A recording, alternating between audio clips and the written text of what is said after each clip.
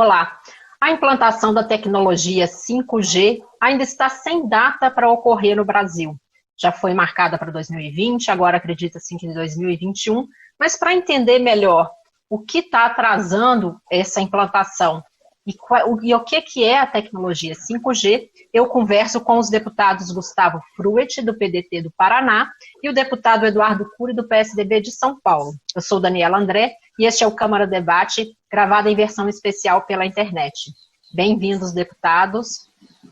Eu começo perguntando ao deputado Gustavo Fruet, dando as boas-vindas, e perguntando ao senhor deputado, o que é esse 5G, para quem não está familiarizado com o assunto, e por que ele já está implementado em alguns países, como até o Uruguai, aqui, nosso vizinho, e está tão complicado para a implementação no Brasil? Olá, Daniela. Olá, Eduardo Cury. Uma honra participar com você, um deputado muito preparado no atual Congresso. Nós estamos falando hoje em função da tecnologia. Nós estamos fazendo em 2, 3 meses o que talvez o Brasil levasse 5, 10 anos. E a tecnologia, principalmente a capacidade de transmissão de dados como vídeo, é que está permitindo a gente fazer este programa de forma remota. A tecnologia 5G é a última geração em termos de capacidade, de velocidade de transmissão de dados, de conexão, e que vai permitir um aumento que poderá chegar a 100 vezes a tecnologia atual. Irá permitir a implantação de outras tecnologias, como a chamada inteligência artificial, o trabalho remoto com aplicações em diferentes áreas, mas é um mercado com potencial de mais de 300 bilhões de reais nos próximos 10 anos. E é evidente que isso gera todo tipo de interesse. Então nós temos regiões e alguns setores muito atrasados em termos tecnológicos, algumas regiões do Brasil que ainda não têm o 4G, que ainda tem uma deficiência no 3G, que é uma tecnologia que permite o uso do celular para ligação telefônica, mas não para transmissão de dados, mas nós temos que pensar na ponta. Só que no meio do caminho veio a pandemia, evidentemente atrasa o leilão, e além disso, há interesses comerciais que são conflitantes, que mobilizam países.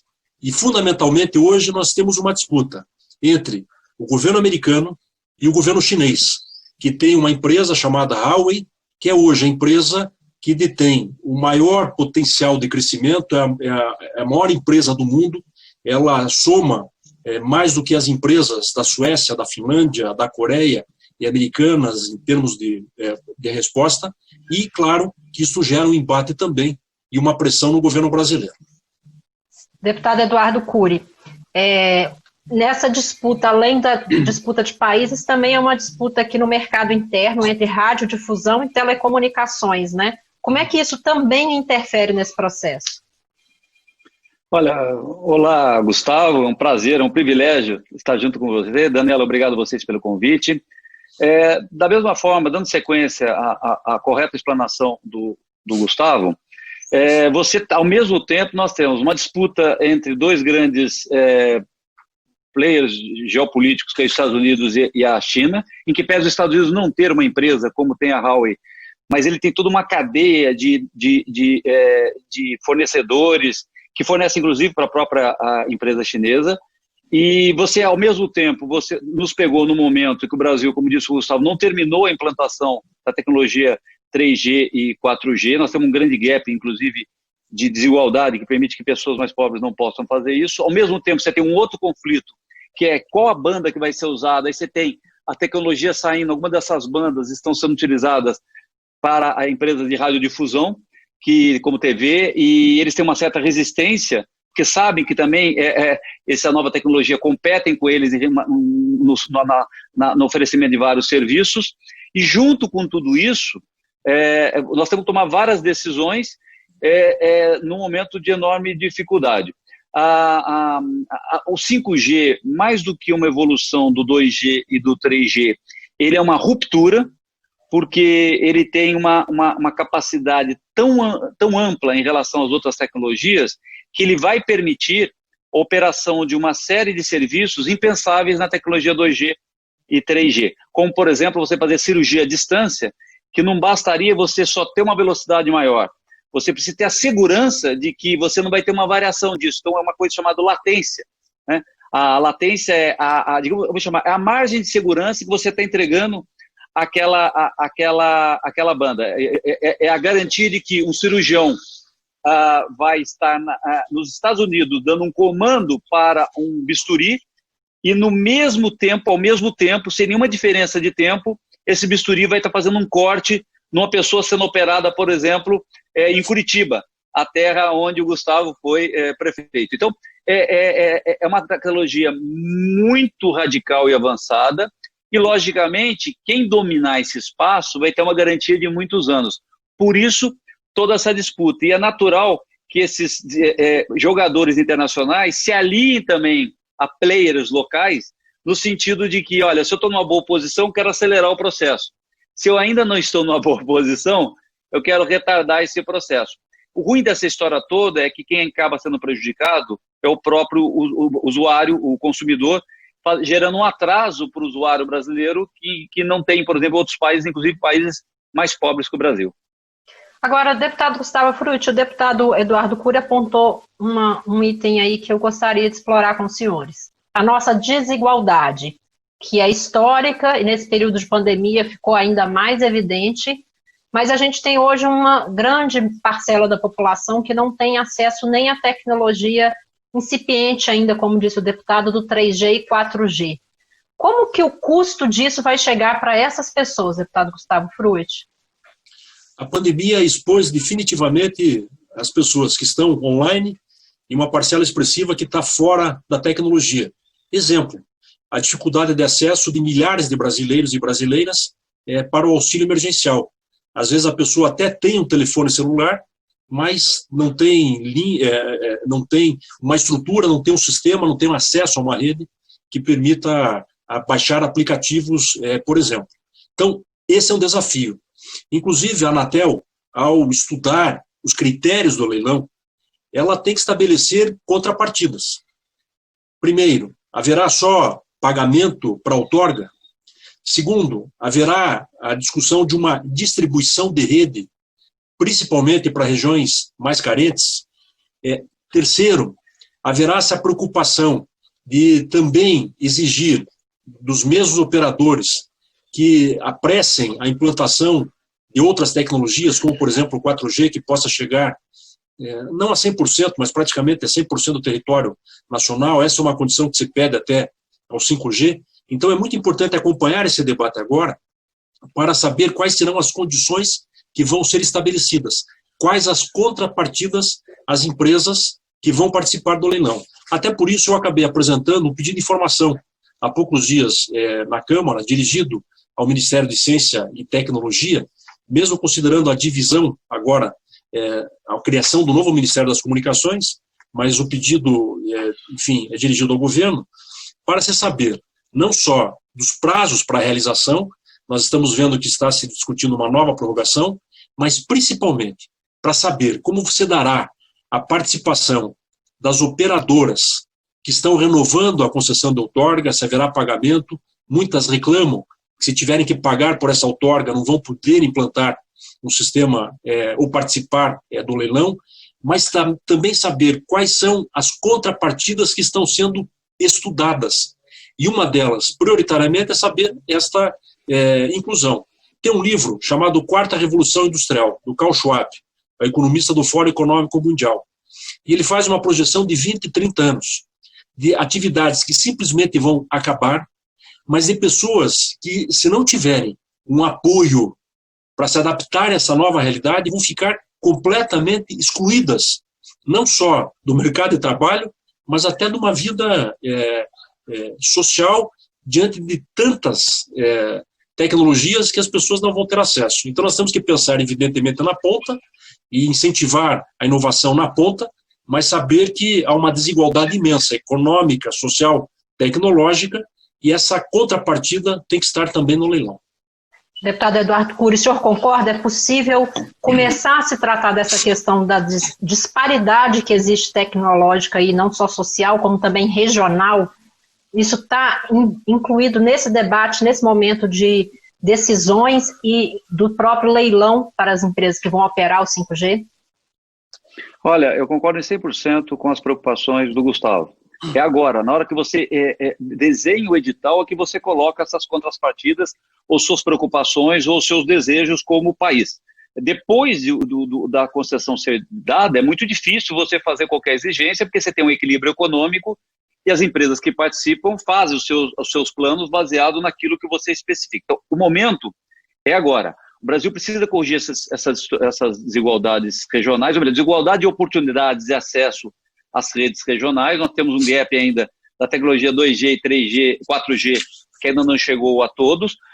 Não é necessário, importante, já tem tecnologia, não é necessário mais aquele conceito de antenas para todo mundo. O Brasil é um país continental, grande parte dessa demanda você pode fazer via satélite, ou seja, não é uma única tecnologia que vai atender, que vai ser necessária para atender a todos. Você tem que usar aquela tecnologia mais viável economicamente para que todos tenham o acesso.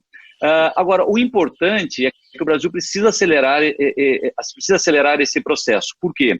Como o mundo vai entrar no 5G, você vai perder competitividade, a nossa indústria vai perder competitividade, a nossa saúde vai perder competitividade. O Brasil hoje, a indústria da saúde, ela gera bilhões de reais, pessoas vêm até o Brasil para fazer tratamentos em centros de excelência, e o Brasil, se não tiver par e passo com a tecnologia mundial em relação à velocidade, que no caso é o 5G ou a internet das coisas, a gente pode perder competitividade em setores onde o Brasil é muito competitivo. Por exemplo, a agricultura, o agronegócio, o Brasil é líder mundial, um dos líderes mundiais.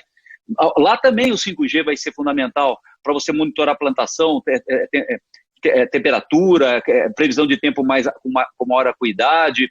E o 5G, a internet das coisas, ela é tão revolucionária que vai dar para competir se um negócio estiver dentro do 5G e o outro não estiver. O Brasil precisa ter isso. E para que isso ocorra, nós precisamos que tenha isso na rua. Agora, uma das dificuldades bem apontadas pelo Gustavo, e aí uma estratégia que é o que eu defendo, você tem locais onde economicamente ela se sustenta e locais onde não. O Estado brasileiro, quando eu falo Estado, o governo federal e nós, como representantes do povo, nós temos que agir fortemente onde não é viável economicamente e não atrapalhar onde é viável economicamente.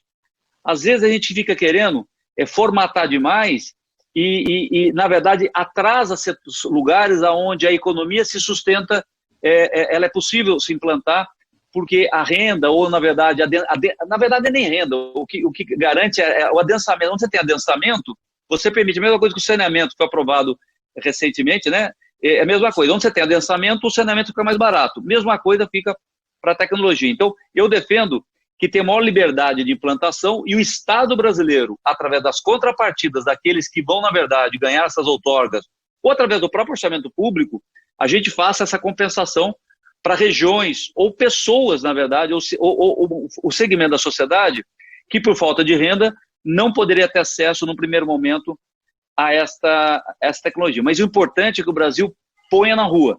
A tecnologia já está disponível, o formato dos editais é uma decisão política, como bem disse o Gustavo, e nós, como representantes do povo, temos que fiscalizar e acompanhar isso, porque se cometemos um erro agora, depois é muito difícil consertar, no meio da concessão, mas é importante que ela ande, para que o Brasil não possa ficar para trás nessa questão do 5G. Como você disse, países pequenos, a Estônia é um exemplo, é um país pequenininho, acho que não tem nem 4 milhões de habitantes, e ele é um líder mundial na questão da tecnologia. Por quê?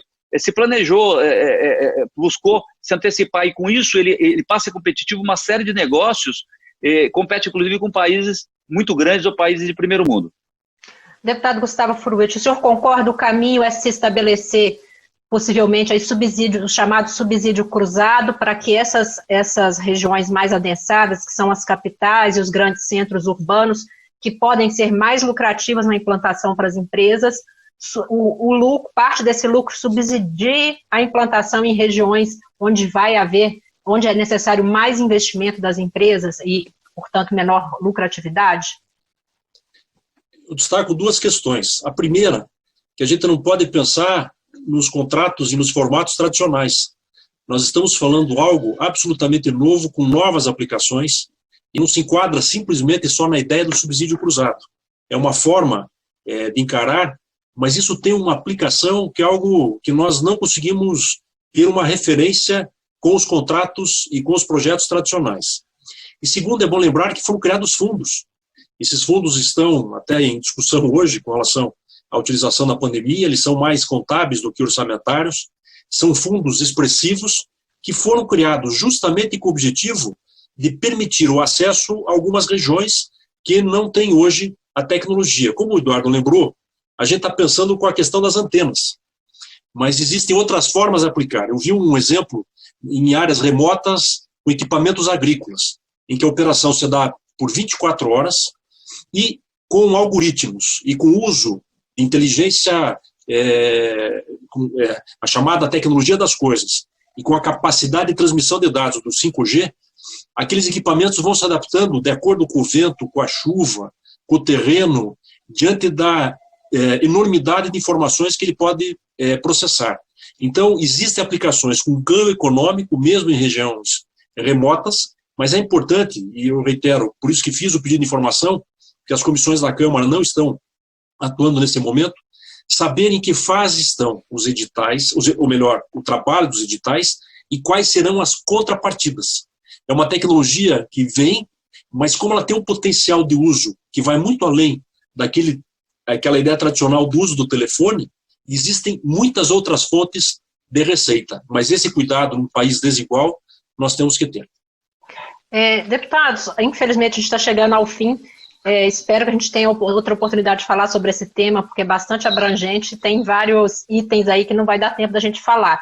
Mas eu gostaria que os senhores fizessem suas considerações finais, em 30 segundos, levando em consideração o cenário que a gente tem hoje, das discussões. Os deputados falaram aí vários ingredientes que nos levam a ter certeza de que a mediação do governo, da Anatel, no recém-criado do Ministério das Comunicações, é fundamental aí para a modelagem desse leilão.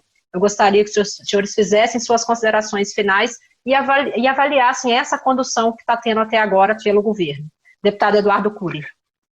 Olha, é lógico, o governo passa por um momento de turbulência política, o ministro foi trocado recentemente, pelo menos parte do ministério, tudo isso acaba dificultando, mas existe sim uma grande dificuldade do governo de chegar a um consenso com o melhor modelo.